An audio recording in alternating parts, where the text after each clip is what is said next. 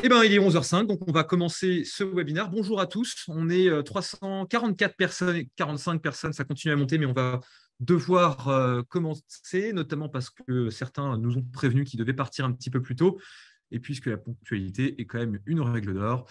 Donc, je lance le partage, enfin le plein écran, pour pouvoir démarrer ce webinaire. Alors, en amont du lancement de cette petite réunion, un point rapide sur la logistique. Pour tous ceux qui souhaitent poser des questions, vous pouvez le faire, bien entendu, via l'onglet Q et R qui se trouve en bas de votre page. D'ailleurs, je vous invite tous à privilégier le plein écran pour voir au maximum la présentation qu'on va pouvoir vous présenter. Si jamais vous avez des questions qui ne portent pas sur le sujet concret de la présentation d'aujourd'hui, vous pouvez bien entendu les poser. On essaiera d'y répondre si le temps nous le permet. C'est pas forcément évident qu'on y arrive puisque traditionnellement, on a quand même beaucoup de questions. Donc, vous pouvez également envoyer ces questions-là à l'adresse mail contact@citron.io. On a derrière une trentaine d'ingénieurs spécialisés en efficacité énergétique qui font des déclarations opérationnelles tous les jours, qui accompagnent des grands groupes, des collectivités territoriales, etc. Donc, beaucoup d'assujettis, un peu de toutes les tailles d'ailleurs, dans cette démarche. Et ils sont très heureux de répondre à vos questions à ce sujet. Eh ben, je vais d'abord commencer par proposer à Sébastien, notre partenaire dans ce webinaire, par se présenter. Sébastien, je te laisse la parole. Merci, merci Vianney. Bonjour à toutes et à tous. Sébastien Canton, avocat associé donc, du cabinet BMH Avocat. BMH Avocat est un cabinet indépendant d'affaires franco-allemand qui a été créé en 1987 et dont les activités se sont tournées assez vite vers la construction et l'immobilier et l'énergie avec le tropisme franco-allemand. Tout ça explique fort logiquement pourquoi finalement je suis là aujourd'hui aux côtés de Vianney pour parler de ce sujet qui nous anime tous et qui anime en particulier nos clients, à savoir le décret tertiaire et la déclaration du 30 septembre 2022. Voilà Vianney, il n'y a pas plus pour l'instant. Et je te remercie. Alors moi, je suis donc Vianney Raskin, je suis le fondateur d'une jeune entreprise française spécialisée en efficacité énergétique et des bâtiments, qui s'appelle Citron, que vous commencez pour certains un peu à connaître, puisqu'on a déjà eu l'occasion de faire pas mal de webinaires un peu sur ce format-là. Et donc, j'en suis le fondateur et l'un des dirigeants. Alors, Citron, je disais, jeune société française, on aime bien se qualifier de PropTech. On n'aime pas trop le terme start-up ou scale-up parce qu'on n'a plus la fragilité financière qui est souvent associée à ce type, à cette classe d'entreprise. On est 70 salariés, on fait plus de 7 millions d'euros de chiffre d'affaires. Mais par contre, on a toujours le dynamisme, l'innovation et la croissance qui va avec ce terme-là. Donc, on a choisi le terme PropTech.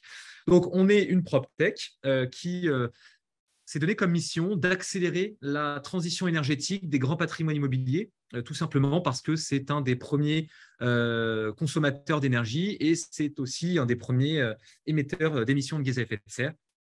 Et donc, tout naturellement, on s'est posé un certain nombre de questions qui nous ont amené à proposer sur le marché deux offres.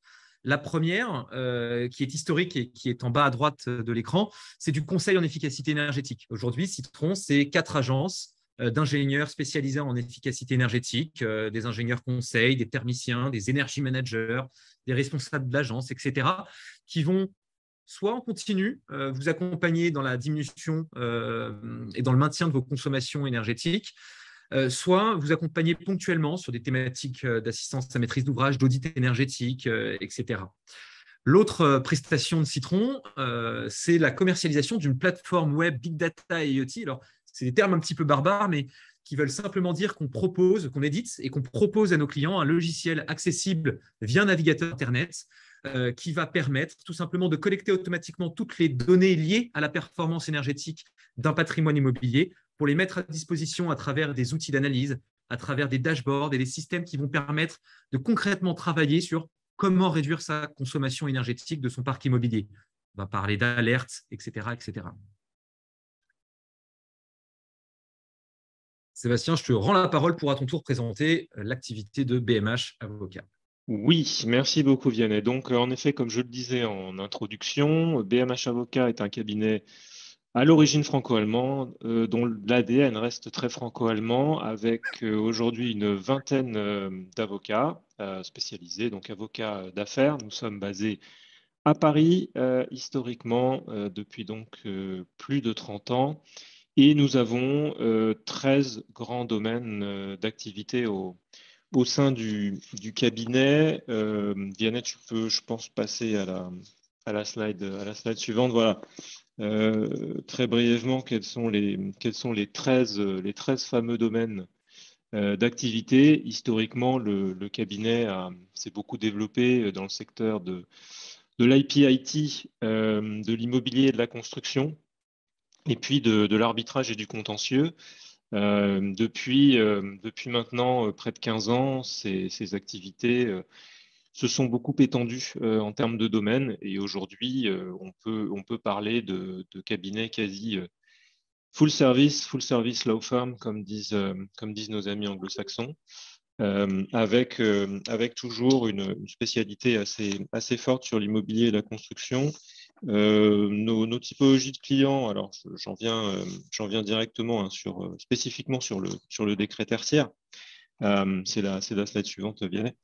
Euh, donc sur le décret tertiaire, en effet, nos clients sont majoritairement dans le secteur de la grande distribution, de l'hôtellerie, et puis on accompagne également un certain nombre de cabinets d'architecture et de sociétés d'ingénieurs conseils spécialisés en efficacité énergétique dans les secteurs principaux que sont donc la distribution, l'hôtellerie, comme je le disais, le retail aussi, qui n'est pas forcément très apparent ici, mais on voit la grande distrie quand même.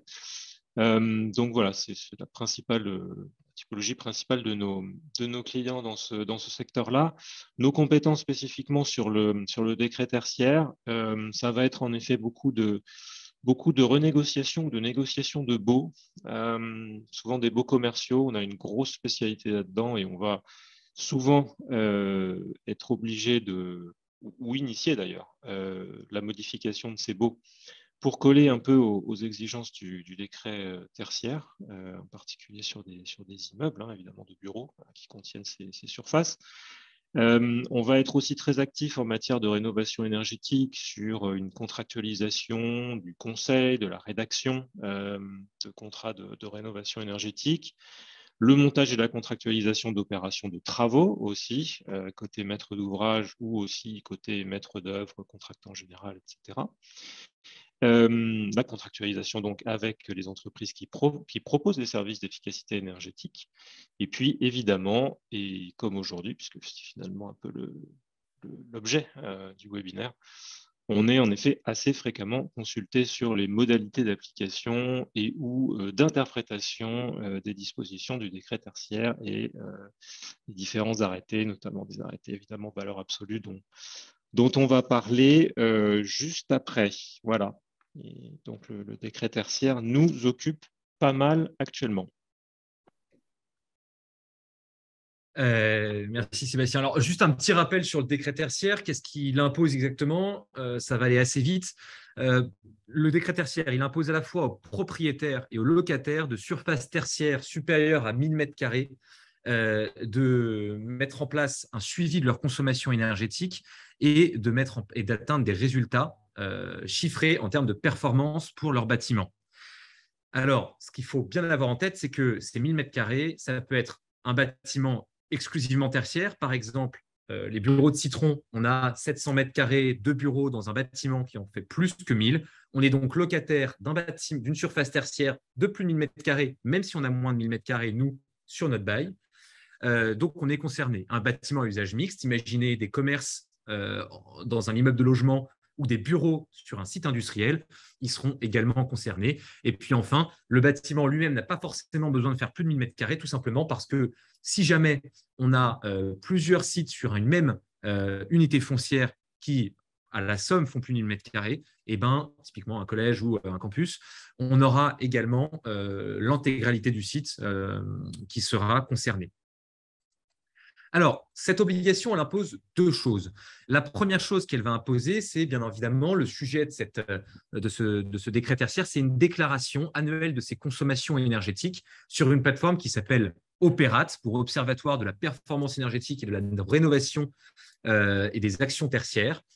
Cette année, on va devoir, enfin, la réglementation dit qu'on va devoir, avant le 30 septembre, déclarer l'année 2021, l'année dernière, l'année 2020, objet d'un report de déclaration, et l'année de référence. Alors, pour faire ça, vous allez voir que vous allez avoir trois choses à mettre en place. D'abord, vous allez devoir créer pour chacune des entreprises concernées par le périmètre assujetti au décret tertiaire, je dis entreprise, c'est organisation, ça peut être des collectivités ou autres, des comptes, donc par numéro de siret ou par numéro d'identification de l'organisation.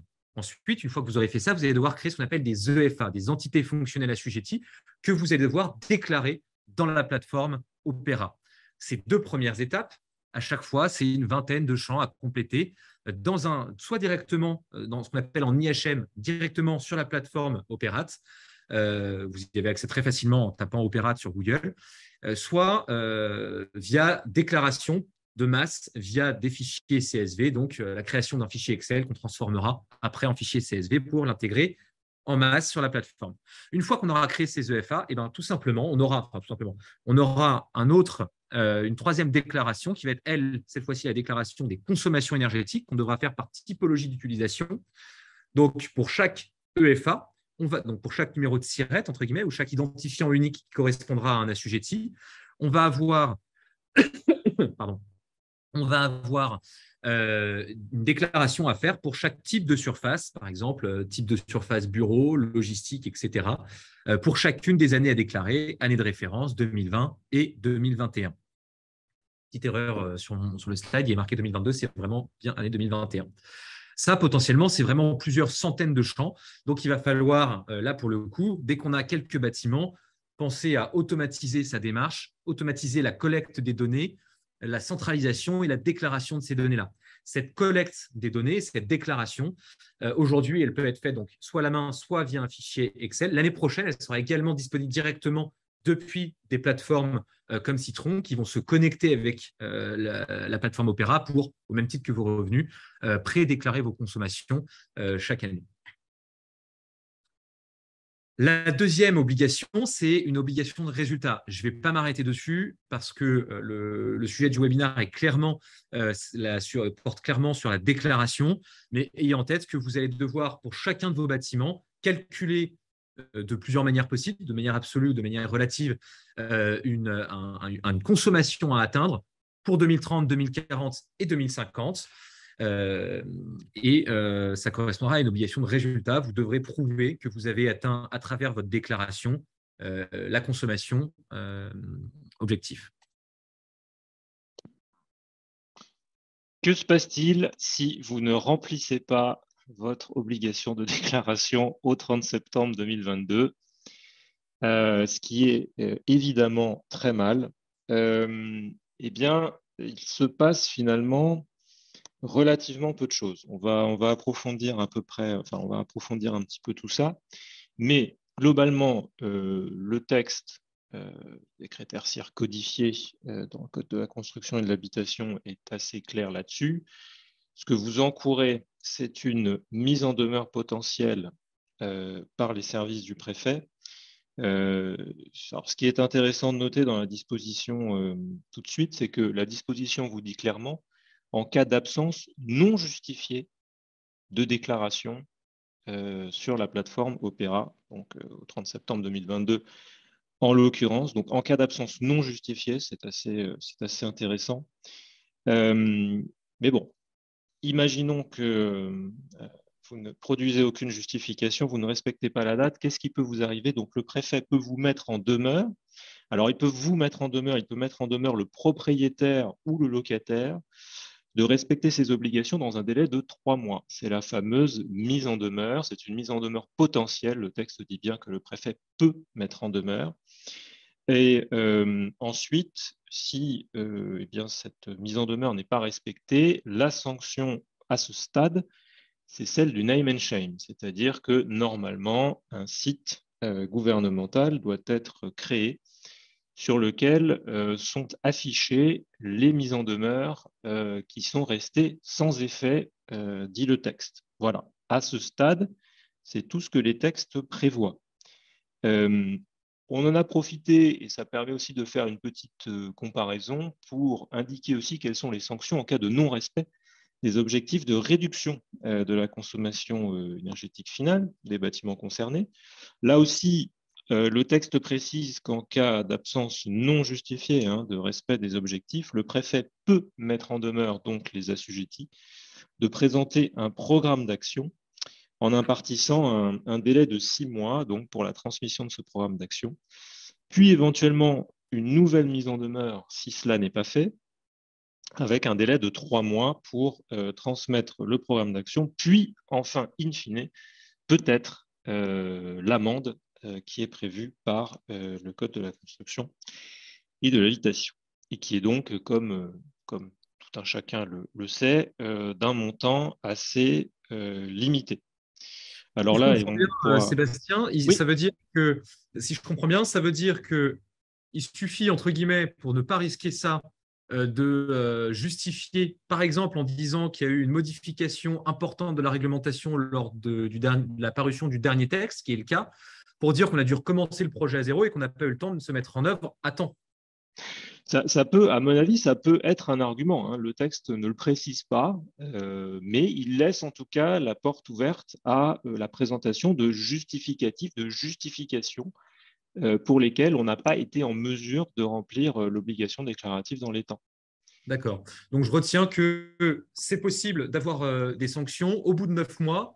Si jamais on n'est pas capable de justifier qu'on n'a pas pu mettre son projet à temps, par exemple à cause de retard réglementaire, et que le préfet a considéré que c'était une priorité de travailler sur ce sujet-là. On reste Oui, donc quand même sur un risque assez limité. C'est ce oui, que je retiens. assez clairement. Et on le verra, Vianney, sur les slides suivants. D'ailleurs, je pense on peut passer à la suivante. Bon,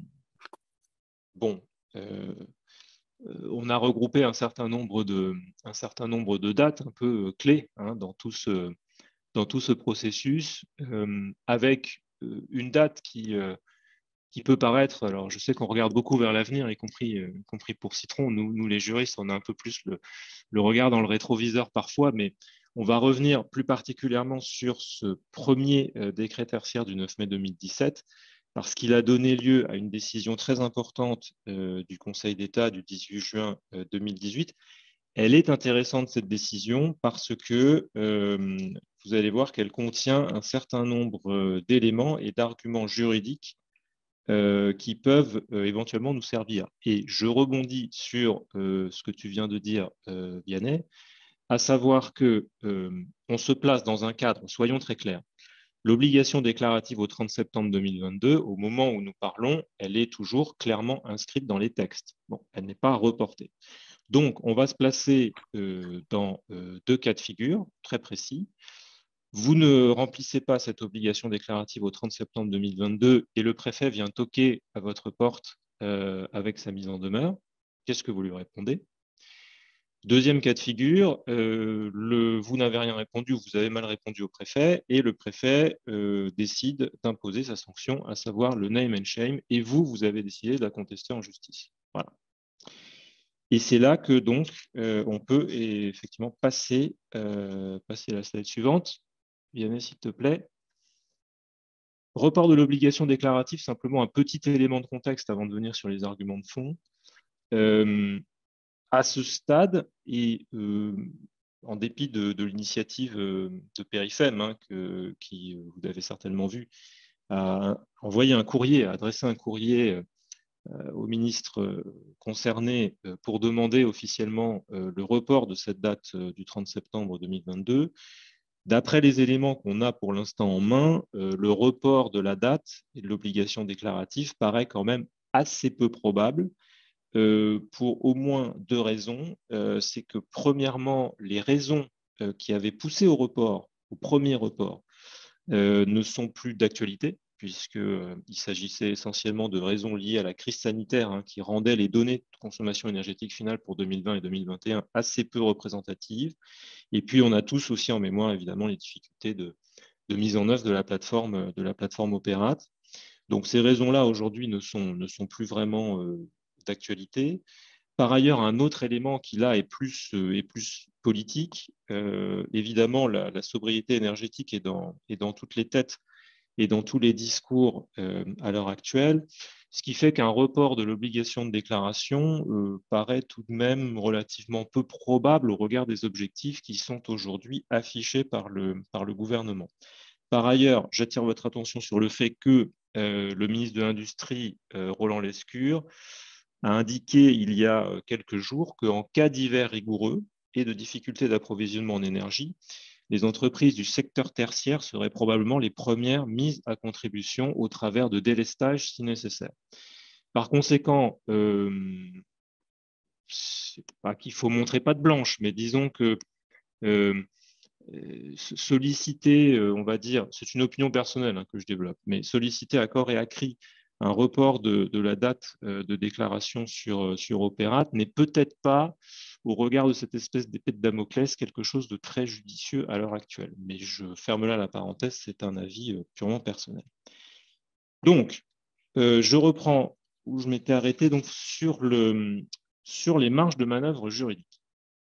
Je vous l'ai dit, la mise en demeure vous a été adressée, ou bien vous voulez contester votre sanction, name and shame. Retour donc sur, bref retour, hein, sur l'annulation par le Conseil d'État du décret du 9 mai 2017. Ce qui est intéressant, c'est de regarder les motifs qui avaient été fournis par le Conseil d'État, étant précisé que le recours avait déjà été porté, entre autres, par Périfem.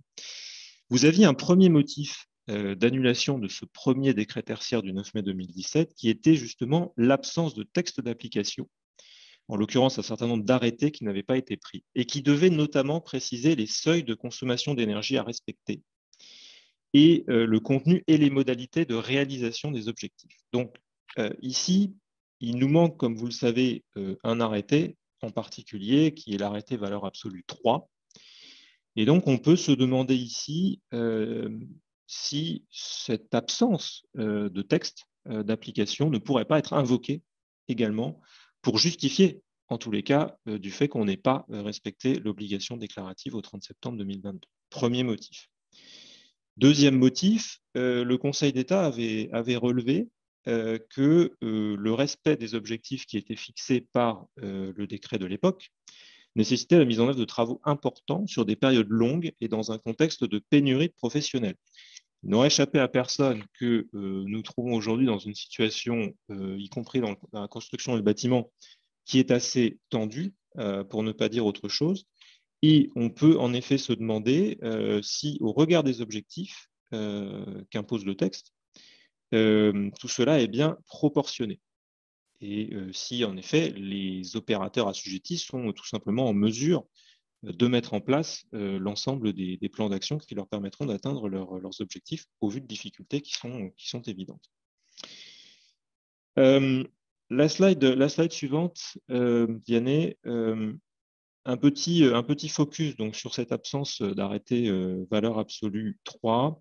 Ici, on peut imaginer dans la discussion qu'on a avec les services préfectoraux, ou si vous êtes en justice, hein, que vous attaquez en fait votre sanction et que vous voulez justifier de l'illégalité de cette sanction, vous pouvez indiquer plusieurs choses et se raccrocher à des grands principes du droit administratif, et notamment un qui est important, c'est que le juge administratif a constamment, et c'est très prégnant depuis au moins 15 ans, sanctionné l'absence ou le refus de prendre des arrêtés nécessaires à l'application de la loi. Le juge administratif considère que l'exercice du pouvoir réglementaire, c'est le droit de prendre des textes d'application, mais c'est aussi l'obligation de prendre dans un délai raisonnable les mesures qu'implique l'application de la loi. Donc ça, c'est un élément d'argument, un argument très important.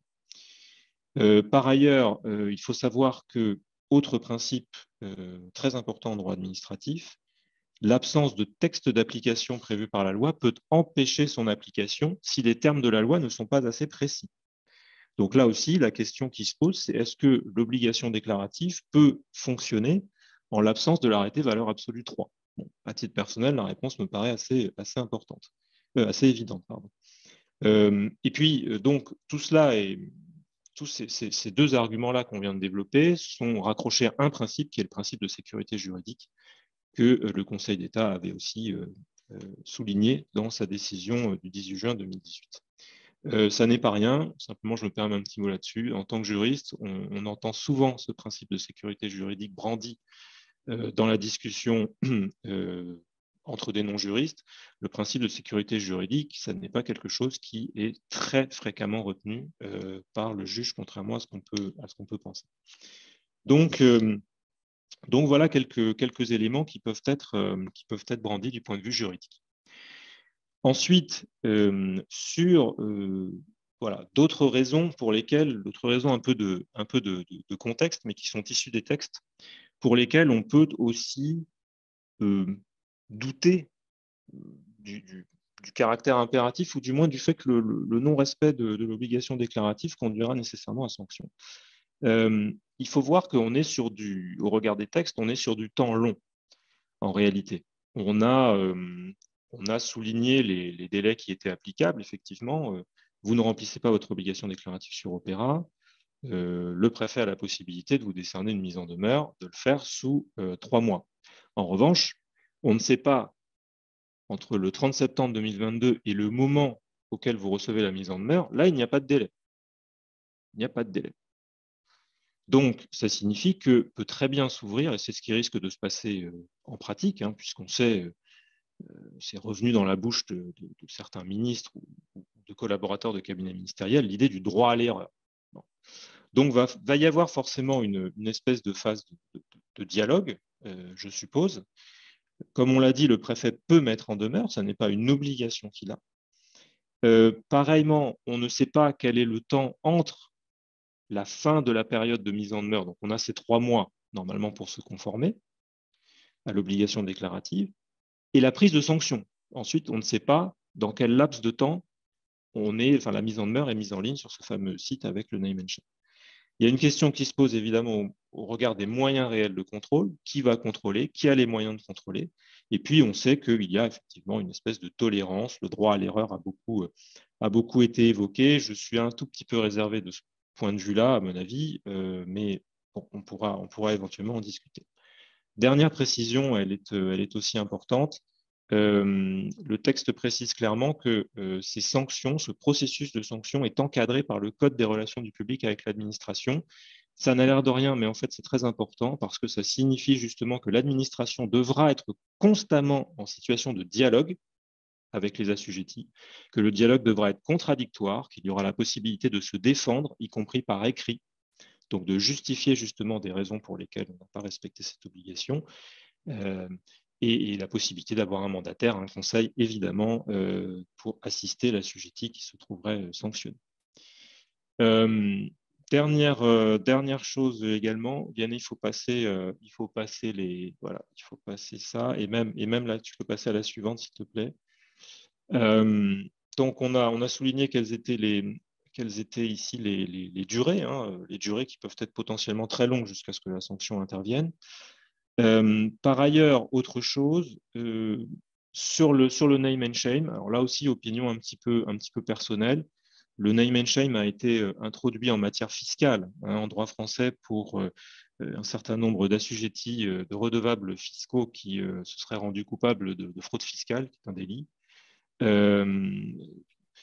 Ici, la sanction du name and shame, j'avoue que moi, je suis un petit peu dubitatif sur sa réelle efficacité. Le name and shame, c'est une sanction de marché, c'est-à-dire que c'est une sanction qui appelle le marché à dire « ne travaillez pas avec ces gens-là, ils sont mauvais, ils ont commis des délits ».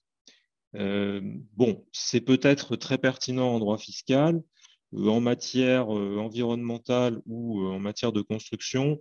Je pense que les retombées du name and shame sont quand même moins évidentes à évaluer et que clairement, au regard, ou si on compare ça avec des campagnes qui sont menées par des associations de défense de l'environnement et qui luttent pour le climat, je ne suis pas sûr que le name and shame soit d'une efficacité probante. Voilà. Mais je m'arrêterai là-dessus. C'est un propos qui n'engage que moi. Et Vianney, je te laisse continuer. Merci beaucoup, Sébastien. Alors, les autres éléments qui vont nous intéresser, après avoir globalement, comme message, moi, ce que je retiens de l'intervention de Sébastien, c'est que on a une réglementation qui est toujours au 30 septembre, mais que les sanctions peuvent arriver que bien plus tard, que pour qu'elles arrivent, il faut qu'il y ait une justification et que pour qu'elles arrivent et qu'elles soient efficaces, ça arrive vraiment très tard. Donc, globalement, très peu probable, même si on avait une volonté très ferme de nos dirigeants sur le sujet. Mais justement, cette volonté très ferme de nos dirigeants, en la personne du ministère, de l'ADEME, qui est le bras armé du ministère pour pouvoir justement mettre en application un certain nombre de réglementations environnementales, eh ben, on s'aperçoit qu'elle n'est pas très affirmée. Quand on entend notamment Marc Leroux, qui est le chef de projet maîtrise de l'énergie et de la réglementation thermique dans les bâtiments existants à la DHUP, donc au ministère de l'écologie et énergie territoire, on entend derrière les mots de cette personne qui est celui qui rédige les textes réglementaires liés au décret tertiaire, celui qui consulte les différentes associations, les différentes entreprises, les différentes collectivités qui sont assujetties. Globalement, ce qu'il nous dit, c'est bon, si vous n'êtes pas précis, ce n'est pas très grave.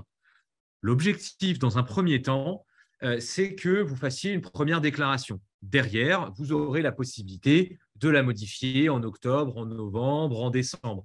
Globalement, on n'a pas de date très claire. J'ai vu que c'était une des questions. On n'a pas de date très claire sur à quel moment on va pouvoir modifier et pendant combien de temps on va pouvoir faire cette fameuse modification, qui est unique par contre. Mais on saura globalement qu'on aura du temps pour le faire. Je pense, à titre personnel, qu'on aura un an jusqu'à la prochaine déclaration, jusqu'à ce qu'il y ait une reprise de fermeté sur le sujet, une fois qu'eux seront aguerris, que tout le monde aura pu tester, jouer avec la plateforme, faire une première déclaration, se tromper et tomber et se relever derrière pour recommencer. Mais globalement, sur la première année, il y a un message qui est très clair, d'ailleurs qui n'est pas porté que par Marc Leroux, mais aussi par Emerson Cabane, qui lui est le chef de projet Opéra, donc la plateforme sur laquelle on doit faire des déclarations au sein de l'ADEME, qui lui parle vraiment d'années d'apprentissage, que ce soit pour le dispositif éco-énergie tertiaire ou pour, de manière générale, sur le sujet des déclarations, prendre en main la plateforme. On est vraiment donc dans une souplesse, d'ailleurs, pour reprendre ces mots, qui est totalement affichée, officielle presque, de dire que globalement, oui, la déclaration, il faut la faire le 30 septembre, mais si vous déclarez n'importe quoi, eh ben, vous pourrez modifier ça un peu quand vous voulez, etc., etc. Et quand on compile ça avec le fait que les sanctions ne peuvent venir que 9 mois après, qu'il faut que ça soit justifié, etc., etc., on se dit que globalement, même si ça reste la date officielle, la gendarmerie ne toquera pas à votre porte le 1er octobre. D'ailleurs, au sujet de ces sanctions dont Sébastien a parlé tout à l'heure, eh ben, le name and shame, pour l'instant, il est impossible. Il est impossible tout simplement parce que la plateforme dont les textes parlent, quand ils disent la carence de l'assujetti est prononcée par un arrêté motivé du préfet qui voit sa publication sur un site internet des services de l'État, aujourd'hui, il n'existe aucun, à 8 jours de la première déclaration, il n'existe aucun site internet des services de l'État qui permet une déclaration name and shame d'un assujetti décret tertiaire. Peut-être qu'elle est en projet, on ne sait pas trop, mais aujourd'hui, il n'existe rien et on peut s'imaginer qu'elle sera annoncée avant d'être parue et qu'aujourd'hui, comme il n'y a eu aucune publication, il n'y aura aucun name and shame dans les mois qui arrivent, pour ne pas dire dans l'année qui arrive. L'autre élément qui est très important, c'est qu'on n'a pas encore tous les textes réglementaires. Souvenez-vous des derniers textes concernant les valeurs absolues. La valeur absolue, c'est un élément qui est important parce que ça nous donne la projection de ce vers quoi on doit se diriger, notamment pour la notation éco-énergétique, notation qui est donnée par la plateforme Opéra. Si on n'est pas capable de faire la notation éco-énergie tertiaire qui se fait par rapport à la valeur absolue, on n'est pas capable de faire le retour de la plateforme Opéra suite à une déclaration. Donc, est-ce qu'on est obligé de faire une déclaration quand derrière, l'État n'est pas en mesure ni de nous dire quel objectif on doit atteindre, ni et surtout de répondre à sa propre obligation de mise à disposition de la notation éco-énergie tertiaire quand on n'a pas ce texte-là. Aujourd'hui, on a déjà la notation éco-énergie tertiaire, enfin pas la notation, oui, mais on a déjà ces valeurs absolues pour les bureaux, les services publics, les écoles, etc., une partie de la logistique. Le deuxième arrêté à valeur absolue, qui initialement devait venir nous apporter des nouvelles consommations à valeur absolue, a plutôt apporté des précisions sur des nouvelles sous-catégories et des précisions sur un certain nombre d'éléments concernant le décret tertiaire, plutôt que d'apporter des nouvelles consommations à valeur absolue concrètes par sous-catégorie d'activité. On est donc encore dans l'attente de ce fameux texte qui va permettre, donc le fameux arrêté valeur absolue 3, qui va permettre à la restauration, au commerce, à la santé, à la blanchisserie, aux jardineries, bref, à un nombre très important de catégories et de sous-catégories, d'avoir accès à l'information pour savoir comment se projeter, comment calculer sa consommation efficacement, sa consommation de référence, puisque pour calculer la consommation de référence, on a aussi besoin, quand on n'a pas sa répartition chaud et autres, de la consommation en valeur absolue. Donc, pour pouvoir déclarer, on peut avoir besoin de sa consommation en valeur absolue à atteindre. Et pour pouvoir récupérer le retour de la plateforme Opera, qui est un élément réglementaire, on a aussi besoin de récupérer, d'avoir cette consommation en valeur absolue. Alors, où est-ce qu'on en est de la parution de ce texte ? Citron, comme beaucoup d'acteurs, que ce soit des entreprises de services comme nous, que ce soit des associations comme Périfem ou que ce soit des entreprises directement, ont été sollicités du coup par la DHUP pour des groupes de travail concernant le décret tertiaire. Ce qui fait qu'on est régulièrement consulté sur des premières versions de ces textes. On nous avait annoncé une première consultation restreinte de l'arrêté valeur absolue 3 courant en septembre. On ne l'a pas encore, donc on peut s'attendre à ce que maintenant ça déborde un peu sur le mois d'octobre, voire un peu après, sachant qu'après cette consultation, il y a du coup le temps de la consultation, il y a le temps des retours, des échanges et de la création d'un nouvel arrêté qui, lui, va passer en consultation publique, qui, lui, après, aura un temps d'échange, de retour, de modification avant d'être adopté. Je vous laisse imaginer le temps législatif du coup que ça prend, enfin pas législatif, mais le temps administratif plutôt que ça peut prendre. Si on devait me demander, si je devais parier 10 € sur la date de sortie de ce nouveau arrêté valeur absolue, à titre perso, et ça n'engage vraiment que moi, je miserais plutôt sur janvier-février 2023 que sur une fin d'année 2022. Mais je demande à me tromper. Pour résumer, le message global qu'on a à vous passer, c'est qu'il est urgent de prendre son temps. Il est urgent de commencer pour des raisons financières, surtout en ce moment, pour des raisons environnementales, etc. On va y revenir. Mais surtout, il est urgent de prendre son temps parce qu'on parle d'une démarche qui va vous occuper pendant les 30 prochaines années. La première déclaration va conditionner les 30 suivantes. Vous allez devoir atteindre des objectifs importants, ambitieux, et c'est bien, en termes de performance énergétique, mais tous ces objectifs vont dépendre de votre première déclaration. Du coup, il faut que vous preniez le temps de faire cette première déclaration correctement. Il faut prendre le temps de choisir les bons prestataires. Il faut prendre le temps de s'équiper des bons outils. Il faut prendre le temps de collecter la donnée. Ça prend énormément de temps de collecter la donnée, même quand on a une plateforme, même quand on a une plateforme comme Citron Énergie qui collecte automatiquement la donnée, il faut lui fournir des prérequis, il faut lui fournir des mandats, il faut lui fournir des données qui sont parfois éparpillées entre les locataires, les propriétaires, les property managers, etc. Ça prend du temps. Il faut prendre ce temps puisque les enjeux sont ultra importants. Ces enjeux, on va les classer dans 3 catégories. Il y a d'abord des enjeux environnementaux. Évidemment, il faut diminuer son empreinte carbone, il faut diminuer sa consommation de ressources naturelles non renouvelables parce que le jour où il n'y en aura plus, on ne pourra plus faire avec.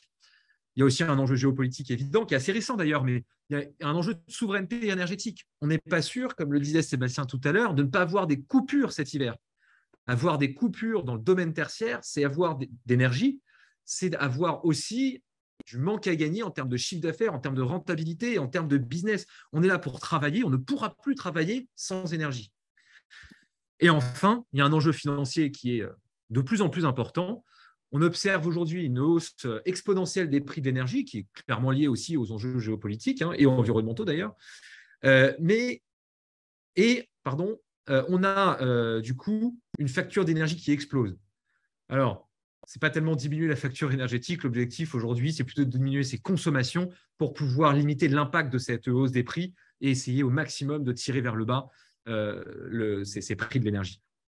Et derrière, on en parle depuis le début, il y a ce fameux enjeu réglementaire qui vient saupoudrer et être en transverse de tous ces autres enjeux-là qui viennent, mais n'oubliez pas le principal argument, le principal argument, on vous a listé tous nos arguments, mais le principal, ce qu'il faut retenir de tout ce qu'on vient de vous dire, c'est qu'il est très urgent de commencer, il est très urgent de lancer son projet pour aussi être capable de justifier, comme disait Sébastien tout à l'heure, qu'on a entamé une démarche et que du coup, il ne faut pas forcément nous mettre un name and shame, une amende, etc. Mais il est aussi urgent de prendre son temps, donc de commencer à faire un projet structuré, à ne pas se soucier clairement, je vous le dis, et je prends toutes mes responsabilités et je les pèse en disant ça, la date du 30 septembre, elle est réglementaire, elle n'est pas nécessaire. Voilà, j'espère que vous avez apprécié ce webinaire. On va maintenant prendre un peu de temps pour pouvoir répondre à vos questions qui sont nombreuses. Donc, je ne sais pas si on aura le temps de tout y répondre. On devra arrêter la réponse aux questions à partir de 11h46. Alors, je suis en train de chercher les questions. Voilà.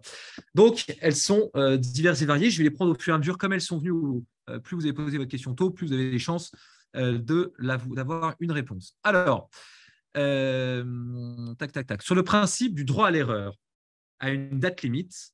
Le principe du droit à l'erreur a-t-il une date limite et est-ce que ça concerne bien toutes les déclarations? Alors, oui, le principe du droit à l'erreur a deux limites. La première limite, c'est que vous avez le droit à une modification. Donc, autant la première, vous pouvez déclarer un peu ce que vous voulez, ça n'aura aucun impact parce que vous pourrez toujours le modifier. Autant la deuxième, globalement, prenez votre temps pour la faire parce que vous allez avoir là un enjeu de fixer vos années de référence, par exemple. Est-ce que c'est une date limite? Non. En tout cas, pas officielle et pas notée. Sébastien, si je dis des bêtises, tu me coupes, c'est toi le juriste. Alors, c'est tout à fait exact. Mais il n'y a pas de date limite officielle. Par contre, d'ailleurs, on le voyait dans la citation tout à l'heure de Marc Leroux, quand il en parlait, il disait vous pourrez modifier en octobre, en novembre, en décembre. Globalement, il disait dans l'année qui vient, dans l'année 2022.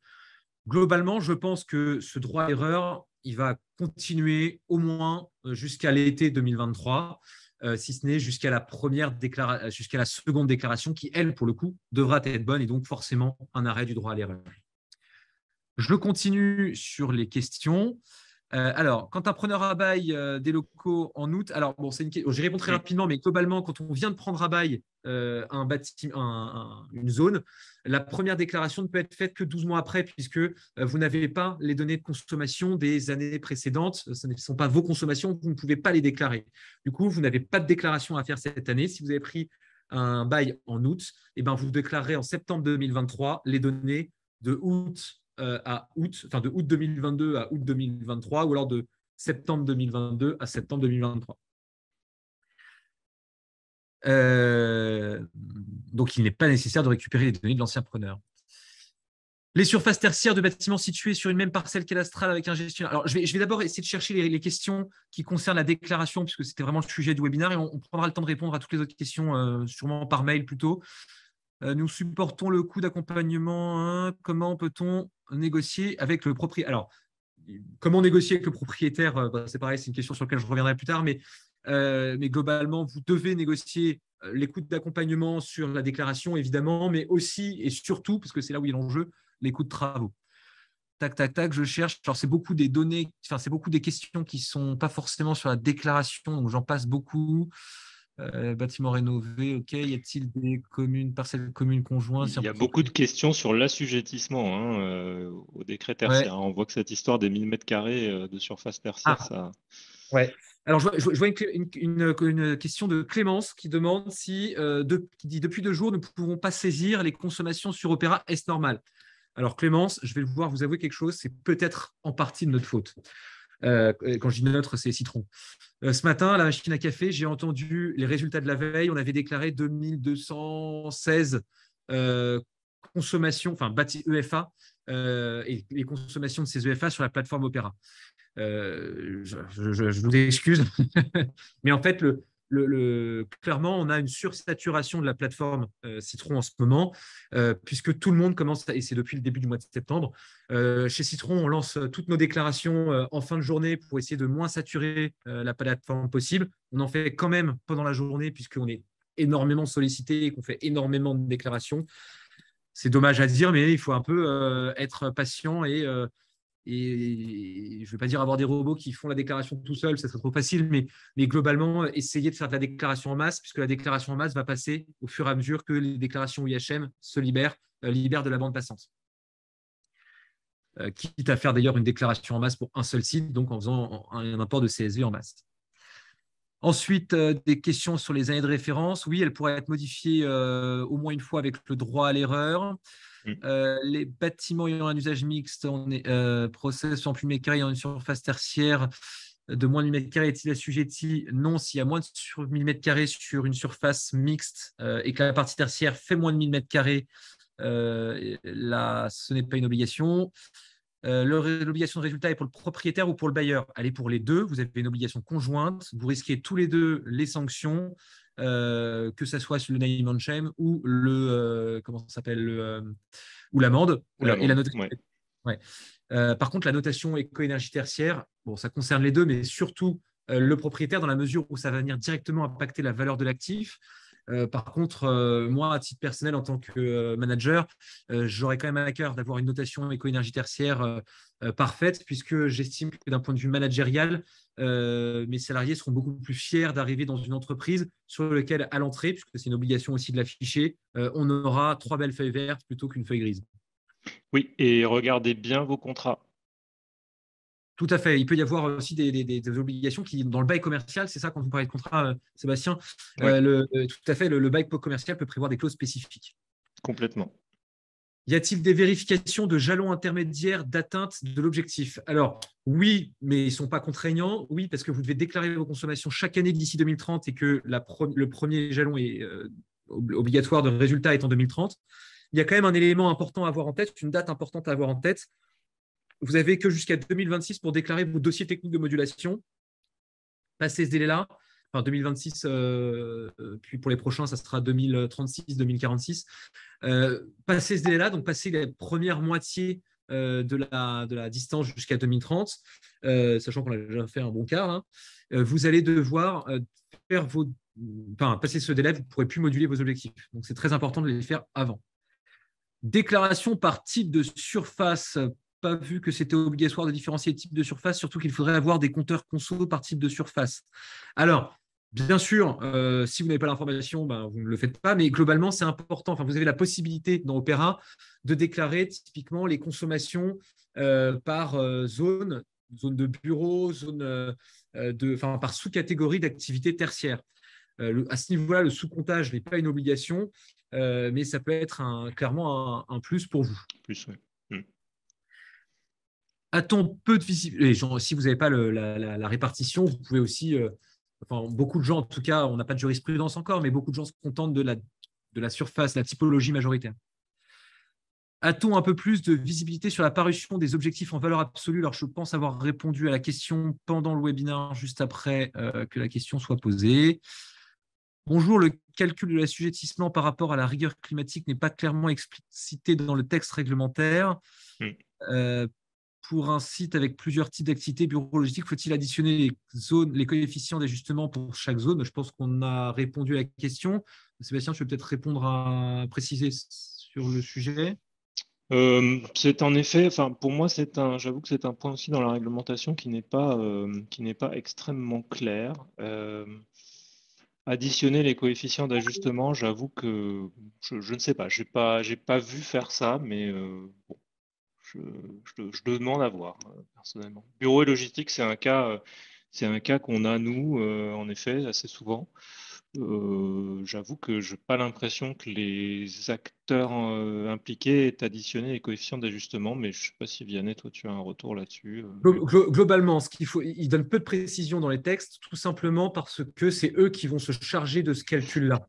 La rigueur climatique va être calculé, enfin, l'ajustement par rapport à la rigueur climatique va être calculé par par la plateforme Opera, Par la plateforme, et oui. on va avoir un retour qui va être intégré dans les plateformes type Citron, mais qui va être transmis du coup par Opera. C'est pour ça qu'il reste encore assez flou. Ouais. Est-ce que l'assujetti qui est arrivé en 2019 peut récupérer la consommation d'une entreprise qui occupait les mêmes locaux avant elle? Ben non, on a répondu aussi, du coup, on n'a pas déclaré les consommations avant qu'on arrive. Du coup, ça peut décaler potentiellement sa première déclaration. Quel est le montant de l'amende? Il est de 7 500 € par locataire et propriétaire.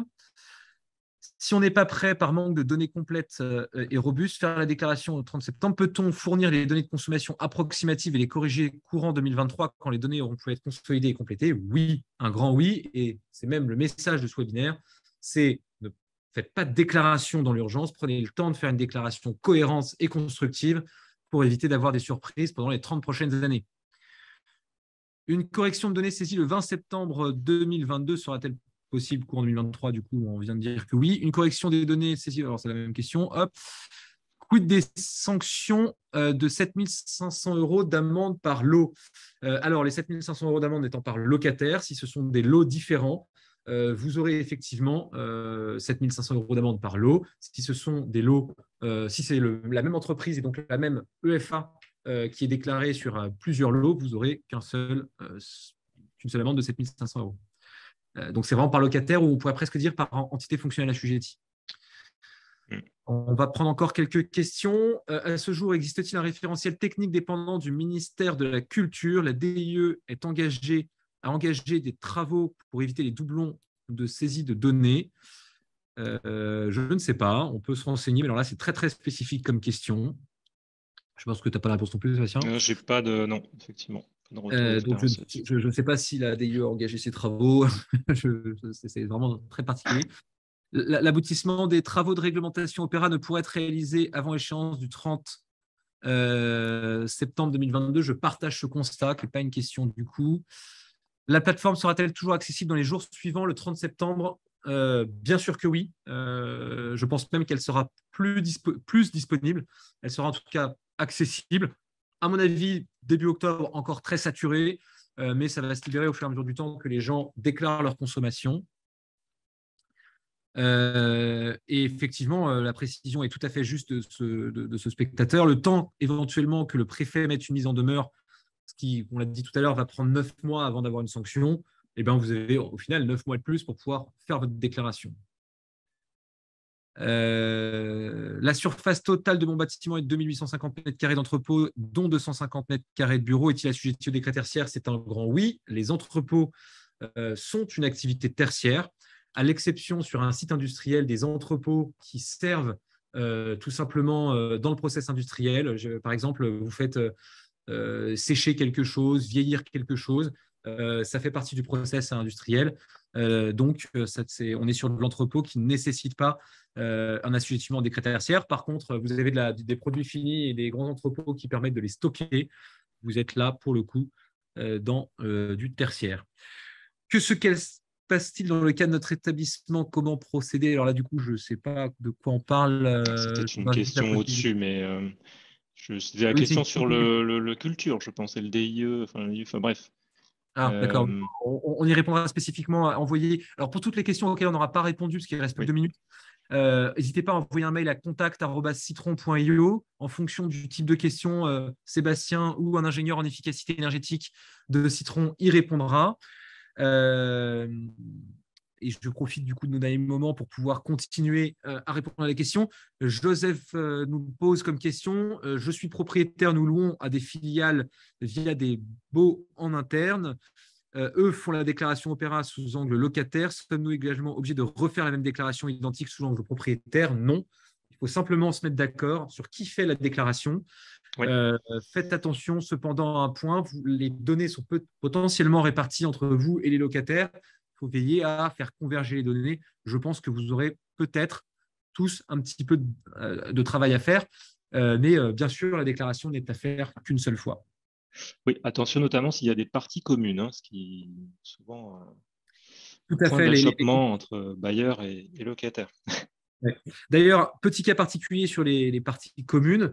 Alors, les parties communes, ce sont des consommations communes et ou réparties qui sont à déclarer spécifiquement sur Opera, soit par le propriétaire, soit par le locataire. Et si c'est le propriétaire qui a l'info initialement, il peut la donner au locataire pour qu'il la déclare. Petit cas particulier, c'est les centres commerciaux, évidemment, hein, qui, dans les parties communes, entre guillemets, enfin les galeries commerçantes qui ne constituent pas des EFA en particulier, sont du coup une EFA à déclarer à part entière. Alors, je vois encore beaucoup de questions. J'essaie de repérer celles qui portent sur la déclaration.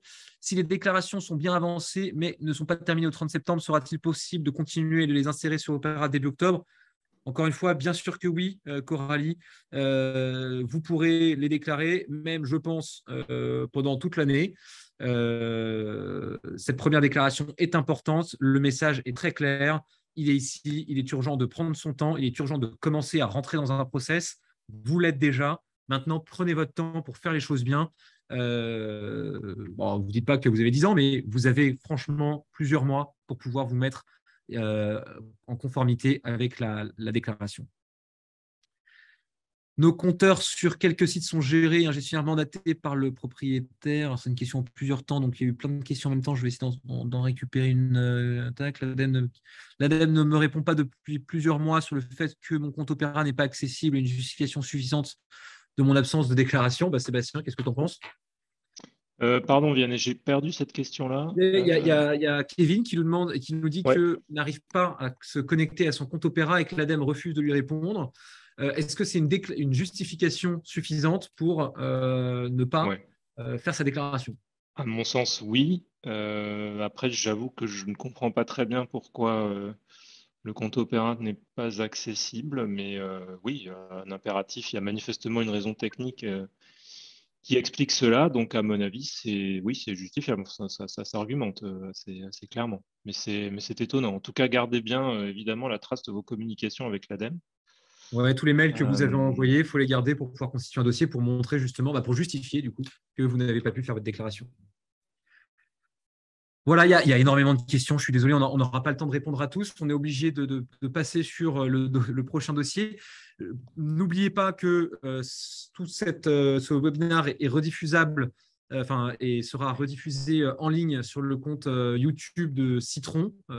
Faites Citron GADS YouTube sur Google, des mots-clés assez simples pour vous permettre de le retrouver. Sur notre site internet, vous avez des liens pour y aller aussi.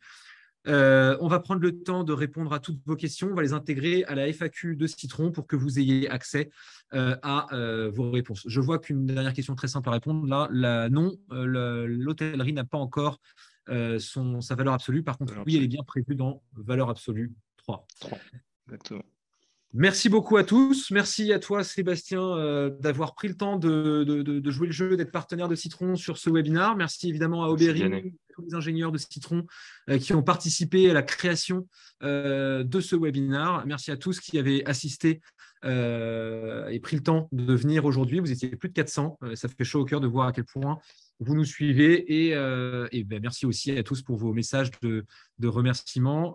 Ils seront clairement transmis à toutes les personnes qui ont participé à la création de ce webinaire. Au revoir à tous, merci beaucoup et à bientôt.